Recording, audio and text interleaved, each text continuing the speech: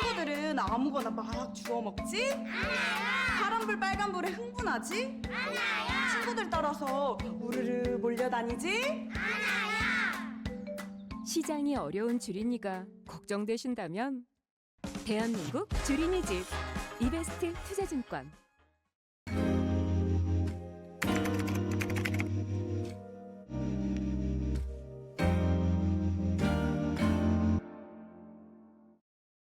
안녕하십니까. 일요일 리서치입니다. 네, 오늘은 원자재 시장과 관련된 아이디어, 생각들을 좀 정리해 보겠습니다. 지난주에 사실 원자재, 저희 이거 그냥 화면으로만 보여드릴게요. 문제적 재고라는, 이렇게 해야 되는구나. 연간 전망 나왔는데 자료가 너무 두텁고 해서 말로만 좀 이렇게 얘기를 좀 드리고, 어제 이제 뭐라 그럴까요? 나온 마켓 인사이드 사실 매주 나오잖아요. 예. 이 내용을 중심으로 중간중간에 제가 이제 끼어들면서 이 원자재가 워낙 지금 약간 시장에서 약간은 이제 관심이 좀 덜한 것 같기도 하지만 그래도 한편으로는 또 시장을 또 파괴할 수 있는 팩터이기 때문에 안 다룰 수가 없어서 모셨습니다. 원자재 담당하는 최진경 연구원을 이 자리에 모셨습니다. 인사 한번 하시죠. 네, 안녕하십니까. 이베스트에서 원자재랑 중국경제 맡고 있는 최진영입니다.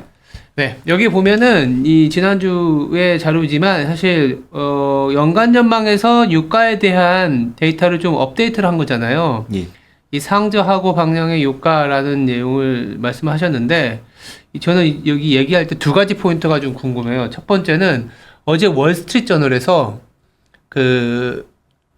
뭐죠?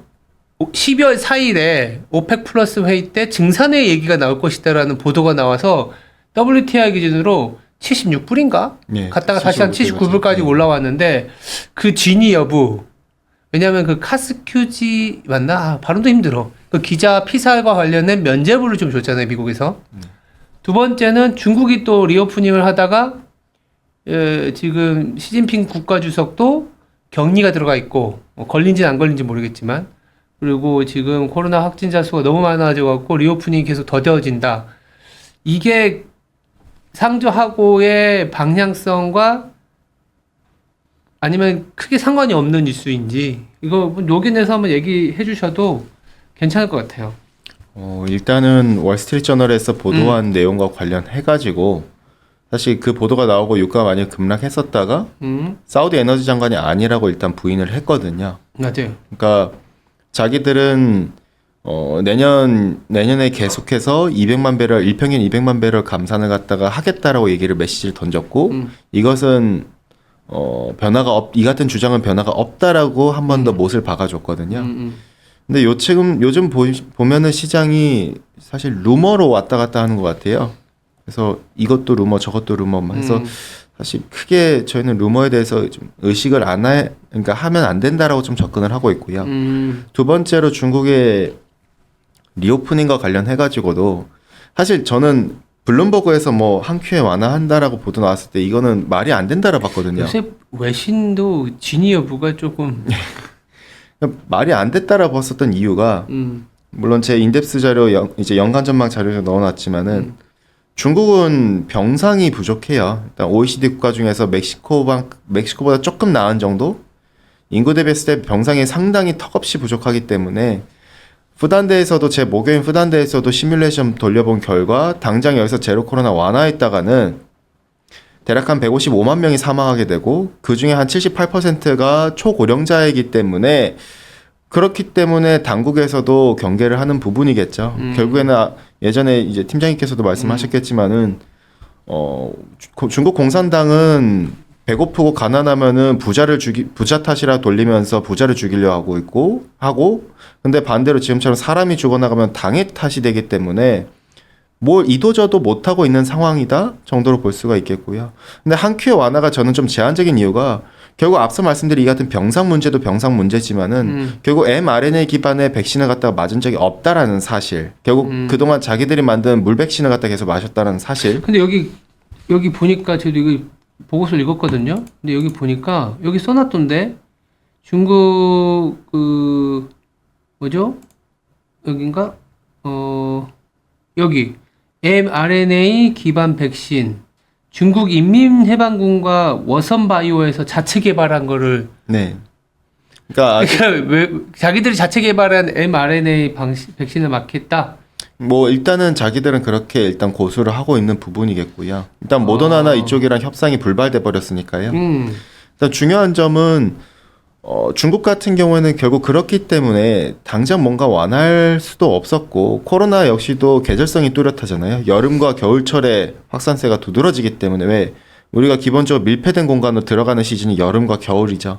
그러다 보니 불가피한 부분이라 볼 수 있는데 결국 단계적 완화밖에 선택 사항이 없다. 더디지만 어쨌든 저희는 계속 단계적 완화의 방향성을 보니까요. 그럼 기존에 생각했던 거하고 아까 뭐 증산이나 수요에서는 크게 변함이 없다라고 생각해도 되겠네. 그렇죠. 네. 큰 가이드라인 하에서는 사실 저는 크게 뭔가 달라진 건 없다라 보고 있고요. 그럼 기존의 생각은 유가에 대해서 어떻게 생각하셨는지 얘기를 좀 해주세요. 기본적으로 지난 저희가 이제 9월 달 때도 자료를 통해서 그리고 5월 달 하반기 전망을 통해서도 계속해서 저희는 유가나 산업금속에 대해서 비중을 줄이자고 말씀을 드리고 있습니다. 그러니까 그게 저희는 내년 상반기까지도 계속해서 비중 줄이자라고 바라보고 있고요. 네. 근데 이제 그 바라보고 있는 근거를 보면은 결국 디맨드라고 보고 있고요. 일단 중요한 점은 페이지 4페이지에서 보시는 것처럼 지금 사실 디맨드가 형편이 없어요. 요게 디맨드예요? 일단 기본적으로 저거는 결국 WTI의 콘텐고를 갖다 지금 상징하고 아니 있는 4페이지로 해서 디맨드 네네. 아 이거예요? 이제 먼저 이 부분을 4페이지? 설명하고 넘어가야 될 것 같아서요. 아 지금 디맨드가 형편없다고 보는 이유가 지금 이 스프레드를 통해서 나타나주고 있는 겁니다. 결국에는 WTI의 차 근월물과 근월물 간의 스프레드를 보면은 예. 결국 위로 조금씩 튀고 올라가고 있죠. 예. 이 말즉슨 시장이 이제는 보통 백오데이션 상황일 때는 공급이 타이트한 시장, 반대로 콘텐고 콘텐고. 시장에서는 공급이 좀 더 여유로운 시장입니다. 동시에 이게 정상적인 시장이죠. 근데 보시는 것처럼 콘텐고로 3개월 만에 다시 또 재전환됐고 네. 이 추세대로 미국의 원유 재고가 같이 흘러갑니다. 그러니까 정말- 이렇게 백오데이션이 심해진다라는 거는 공급이 타이트하다는 거고 그동안 타이트했죠. 이렇게 올라가는 거는 공급이 조금은 이제 여유로워진다 아니면 수요가 이제 조금은 그쵸. 둘 중에 하나라고 둔화된다 봐주시면 뭐 이렇게 되고. 봐야 되는 거고. 그쵸. 네. 결국 트레이더들은 그와 같은 우려를 갖다가 이걸 통해서 확인해주고 있다라 볼 수가 있겠고요. 그러면 어떤 수요 둔화이길래를 놓고 보면은, 그러니까 페이지 5페이지에서 보시는 것처럼 저희는 계속해서 말씀드린 게 원자재는 주식처럼 경기를 선행하지도 않아요. 많은 분들이 뭐 구리가 그럼 선행하지 않냐 이러시지만은 구리의 고점대랑 주가의 고점대를 갖다 비교해서 보면은 주가가 훨씬 더 고점이 빨랐어요. 구리는 단지 납사라든가 구리는 경기에 가장 민감하기 때문에 원자재 안에서는 조금 더 경기에 빨리빨리 움직이겠지만은 결국 경기를 같이 가는 애들이거든요. 구리뿐만 아니라 원유도차도. 근데 결국 그럼 디맨드를 본다면은 페이지 5페이지의 그림 3번에서 보신 것처럼 저희는 계속해서 이 부분을 갖다가 동일한 선상에서 말씀을 드리고 있어요. 즉 미국의 부동산에 대해서 그러니까 결국 신규 수요가 제한적인 상황이 노출이 되고 있다라는 거죠.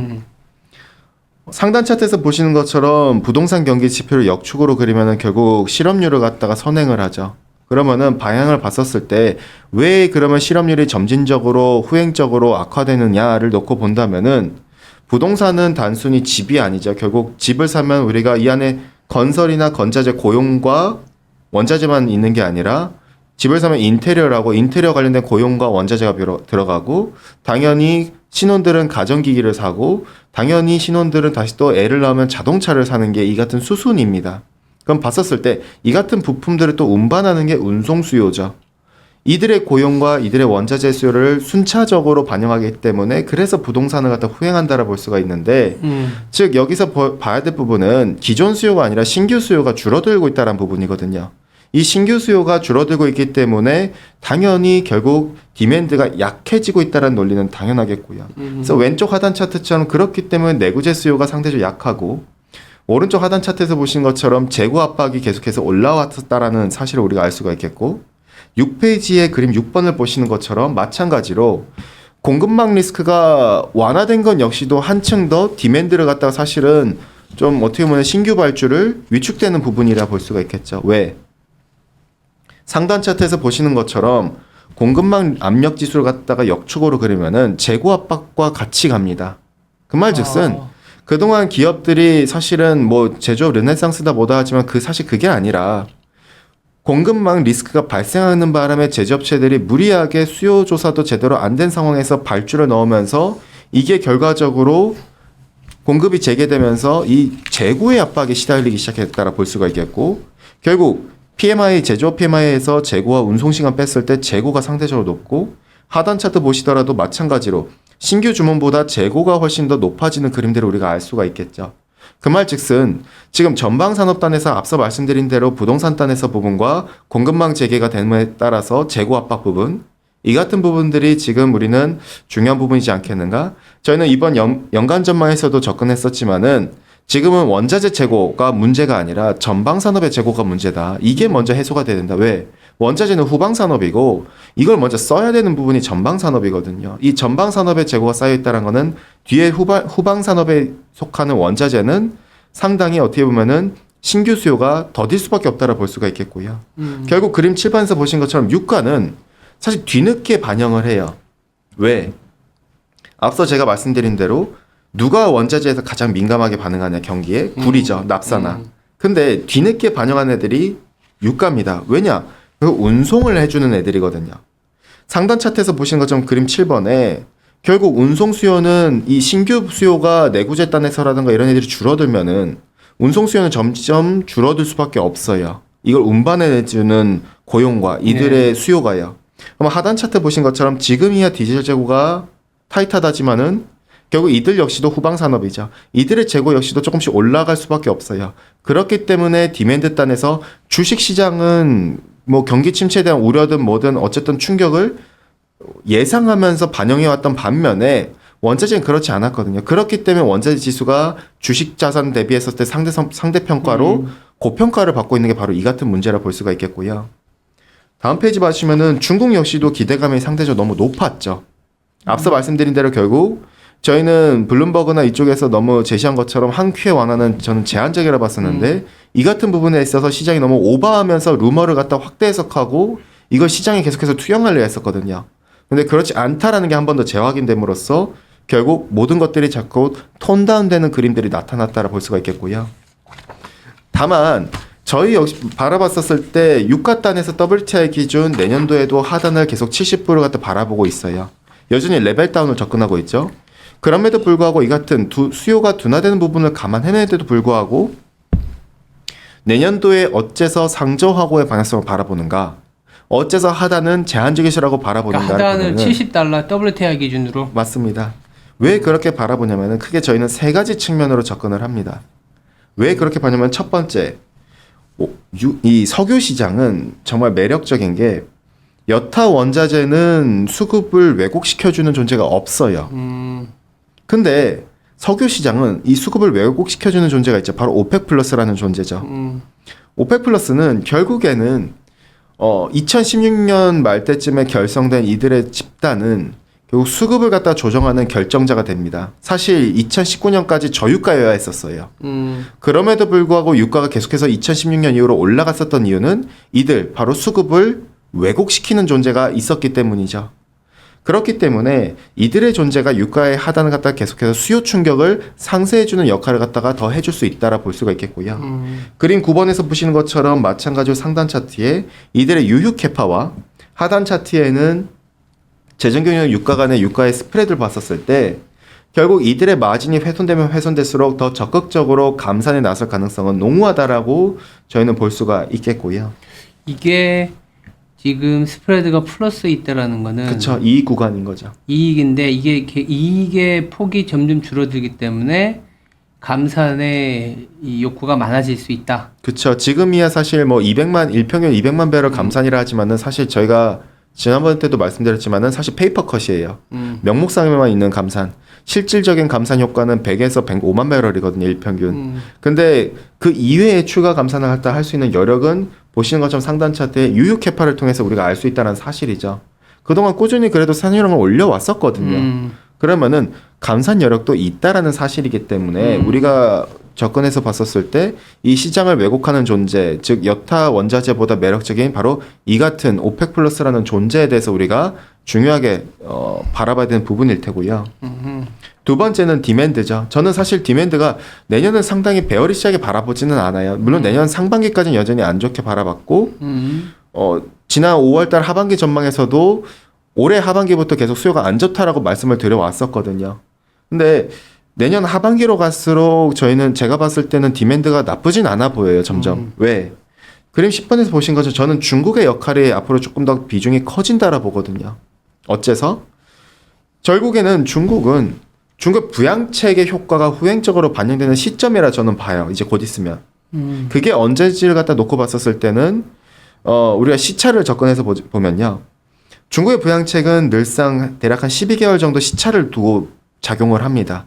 그렇기 때문에 상단 차트에 중국의 크레딧 임펄스와 피지컬 임펄스라고 불리는 부양책의 효과를 갖다 합산해서 보면은 선행적으로 제조업 경기를 선행하고 원자재를 12개월가량 선행하기 때문에 그 효과는 봤었을 때 올해 3월부터 부양책한 걸 감안하면은 결국 내년 4월에서 5월 달부터 정책 효과가 후행적으로 작용하는 부분이라 저희는 볼 수가 있겠고요.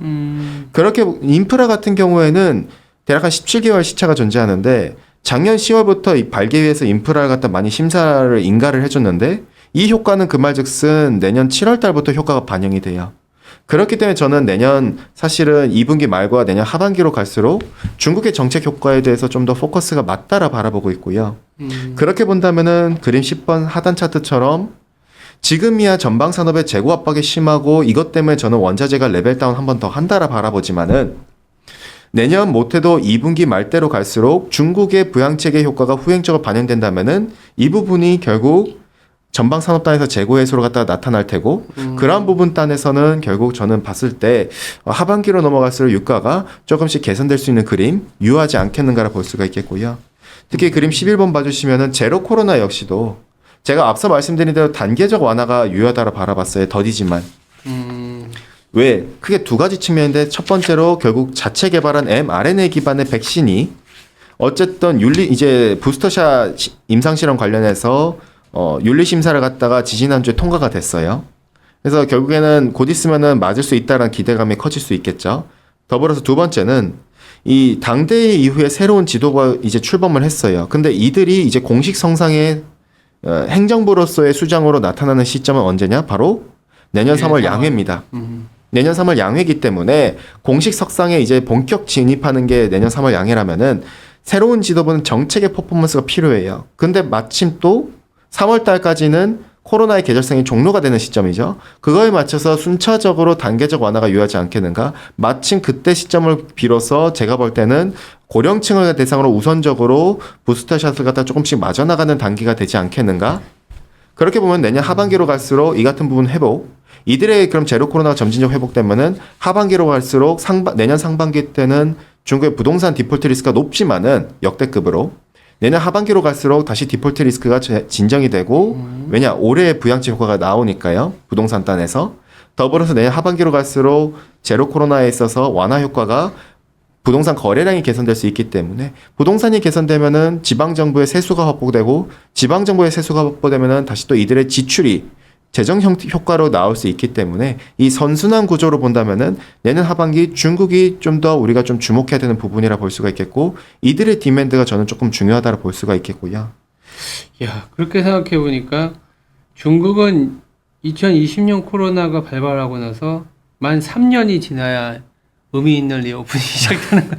근데 2020년에 중국은 괜찮았거든. 괜찮았죠. 근데 이제 21년, 22년, 그러니까 21년에는 뭐 코로나보다는 선제적으로 긴축을 하고 문제였죠. 있었고, 22년에는 코로나 때문에 무너졌고, 이 23년에 괜찮아지면 다른 나라들보다 1년 빨랐고, 또 회복도 어떻게 보면 이제 미국은 내년에 좀 슬로우해질 때 중국이 올라와 주는. 네.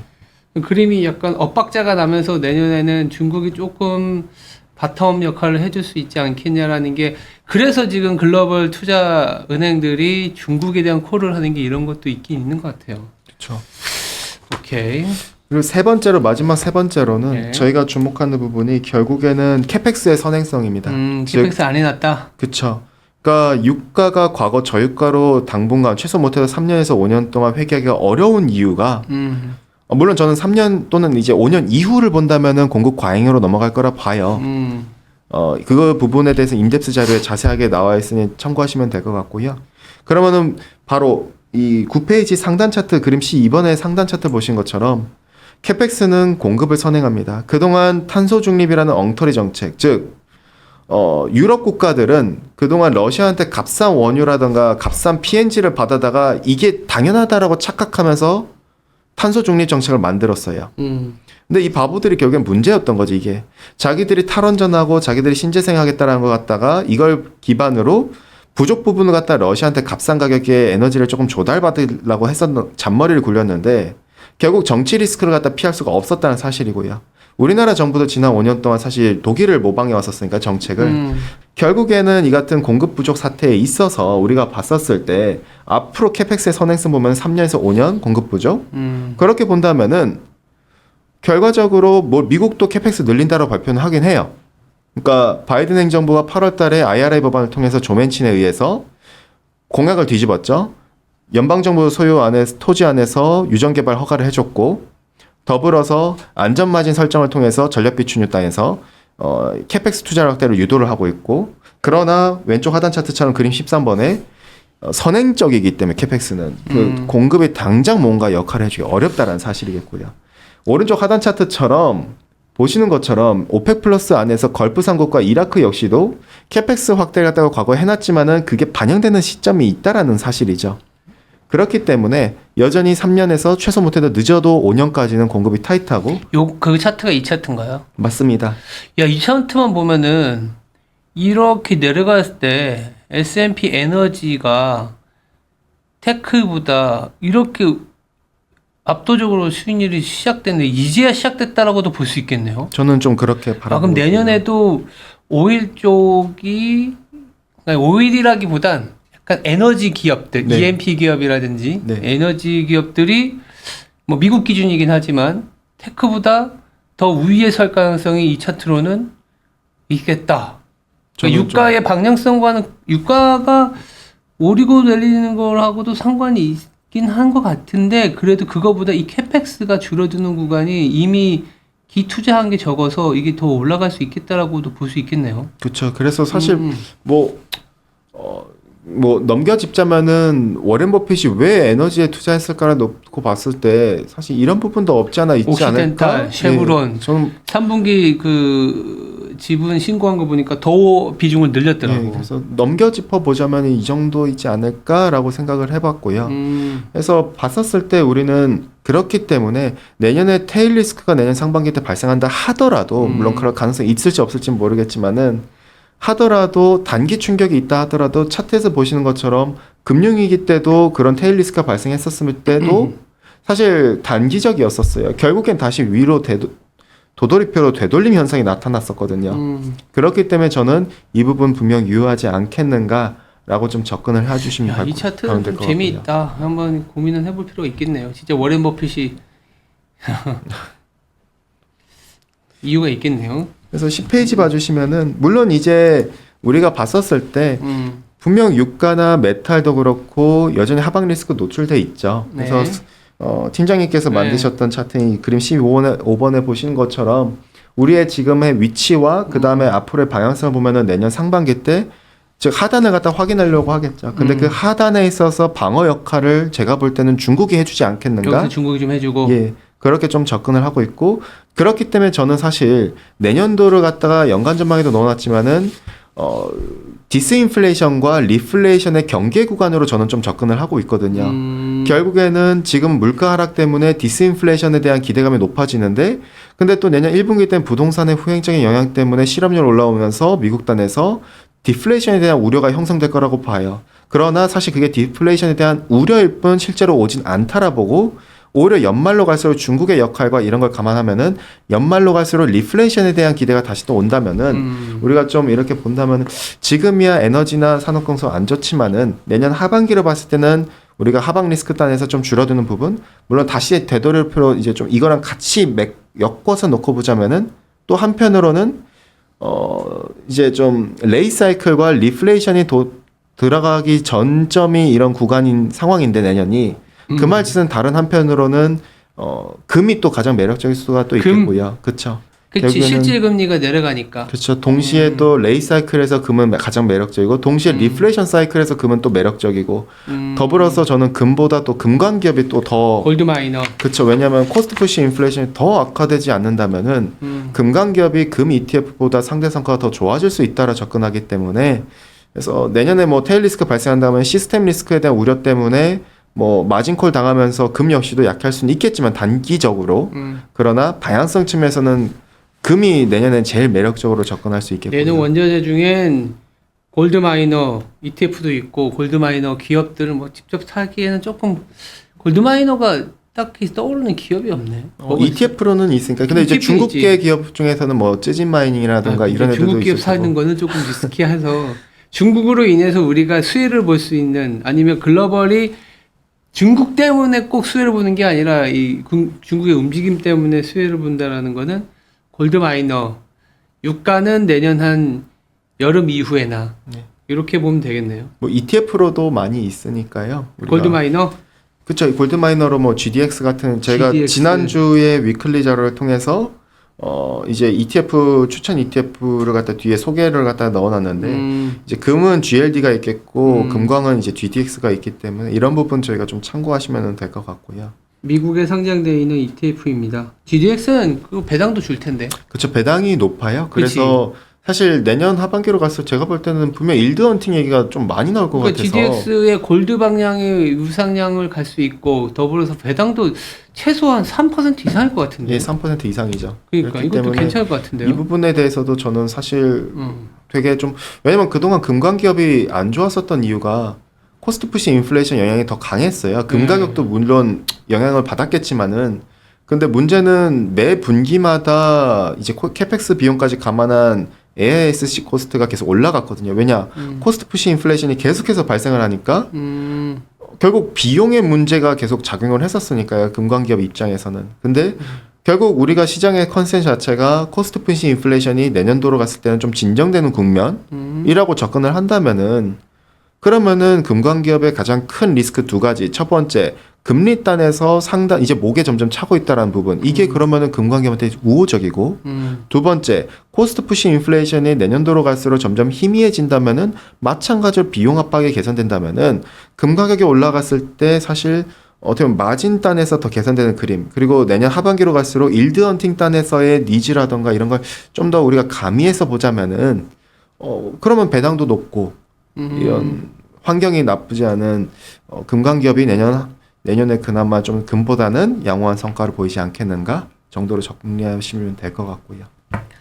오케이, 알겠습니다. 일단은 유가와 관련해서 시장에서는 그 120달러 콜을 하시는 분들도 여전히 있잖아요. 왜냐면 유가가 우리는 지금 80달러잖아. 맞죠? 그쵸. WTI 기준으로 80달러. 저희는 레인지로는 내년도에 이제 저희 지난 5월달 하반기 전망 이후 지금까지 내년에도 마찬가지 레인지가 하단 70에서 상단 100을 계속 말씀을 70에서 드리고 100, 있고요. 내년에도 100. 70에서 100이기 때문에 사실은 YY로는 물가에 끼치는 영향은 거의 없다고 봐야 될 것 같고, 그러면은 지금 80달러 선에서 아래로 물론 10% 위로 한 10% 이렇게 봐야겠네요. 그렇죠. 내년 그러니까 유가 단에서는 사실 어떻게 보면 내년 전체로 보면은 어떻게 상저하고기 때문에 박스권이에요. 근데 그로스로 보면은 상반기 때 물가 하방 압력이 많지만은 이게 유가 상승률만 놓고 보면 하반기 때 조금씩 올라와 주려 하는 근데 그림들. 왜 유가 JP모건인가 120달러를 계속 고수하던데. 제가 볼 때는 이 다음 달에 있을 러시아에 대한 가격 제재? 상한제가 가장 좀 큰 것 같아요. 그게 근데 어떻게 될 것 같아요? 그래서 저는 사실 의미가 없는 게 이 가격 상한제를 적용하는 게 이제 우리가 놓고 보자면은 그러니까 그거예요. 가격 상한제를 도입을 하면은 유조선한테 그 이상 자기들이 정한 가격대 이상으로 거래하는 거에 있어서는 보험을 제공 안 해주겠다, 해상보험을. 근데 그 해상보험의 90%는 런던이 장악하고 있죠. 즉 영국이죠. 그렇기 때문에 그러면은 유조선은 사실 보증을 못 받기 때문에 돌아다니기가 어려워요. 근데 이것 때문에 러시아가 보복성으로 감산을 하기 때문에 유가가 올라간다는 논리가 이제 일부 아이비들의 주장일 거예요. 근데 우랄유를 수입을 한 국가가 중국이었고 인도였고 그것 때문에 저는 그래서 사실 의미가 없다라 봐요. 왜냐면은 연간 전망 자료에도 넣어놨지만은 일단 러시아는 지난 7월 달부터 이미 이걸 알고 있기 때문에 런던의 해상보험보다는 이제 좀 자체 정부 보증으로 전환하려 하는 움직임들이 빨라졌었어요. 그래서 러시아 중앙은행 통해 가지고 정부 자금 출자를 통해서 담보를 해서 정부 보증보험으로 전환하기 시작했거든요. 그 말즉슨 지금 러시아에 돌아다니는 러시아계 유조선들의 못해도 지금 추산하기로는 80에서 못해도 80%가량 우회 수출이 가능하다라고 볼 수가 있겠고요. 더불어서 글로벌 1위와 3위 석유 소비국인 중국과 인도가 이 가격 상한제 동참을 자꾸 안 하겠다라고 해요. 그러니까 중요한 점은 왜냐면은 싸게 살 수 있으니까. 그렇죠. 원래 상반기 때는 물가압력 해소를 위해서 러시아 원유를 선택을 했어요. 이들은. 근데 지금은 또 달라요. 지금은 자기들이 돈을 벌고 있거든요. 그러니까 중국과 인도의 정유 수출 추이를 갖다 보면은 과거 레인지 5년 레인지를 다 이탈했어요. 그러니까 지금 값싼 러시아산 원유 받아다가 가공해가지고 값비싸게 유럽한테 팔아먹고 있는 거예요. 그렇게 호재인 구간인데 굳이 가격 상한제 동참할 이유가 없기 때문에 그렇게 본다면은 지금 오히려 러시아가 감산을 한다? 제가 볼 때는 감산을 한 게 아니라 그냥 지금 원래대로 판매하는 대로 계속해도 러시아는 돈을 그대로 벌고 있고 중국도 돈 벌고 인도도 돈 벌고 누가 그러면은 물가난을 더 빨리 해소되기 어렵냐? 그럼 유럽이라고 볼 수가 있겠죠, 사실은. 오케이, 알겠습니다. 유가에 대한 걱정은 크게 하지 않아도 되긴 하겠네요. 근데 어제는 이제 하루 이슈가 있었긴 있었거든. 리오프닝이 더뎌지고 이 증산을 한다 안 한다 뭐 이런 뉴스가 있었는데 70달러가 깨질 수 있다 이런 얘기도 있던데.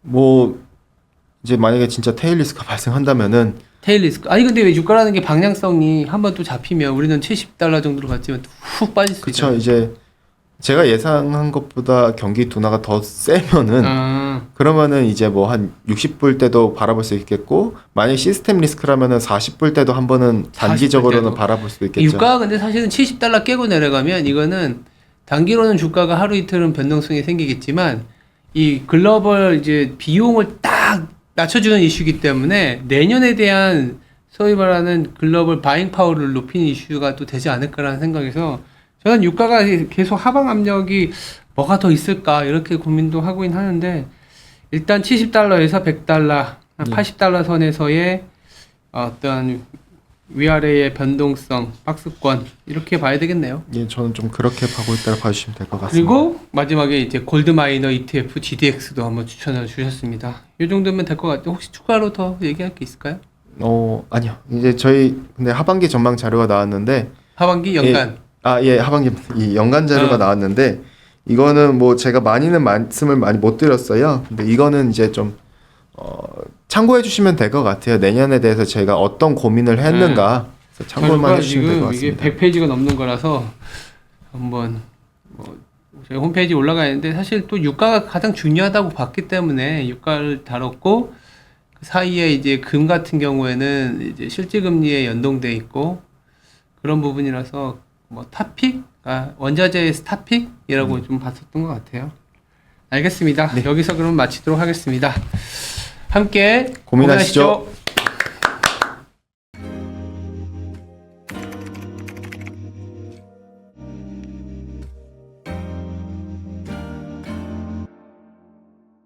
민재야, 잘할 수 있지? 아무데나 기웃거리지 말고 늘 매사에 침착하고 빨간불 파란불에 흥분하지 말고. 걱정 마. 잘할 수 있다니까 진짜. 시작이 어려운 주린이가 걱정되신다면 대한민국 주린이집 이베스트 투자증권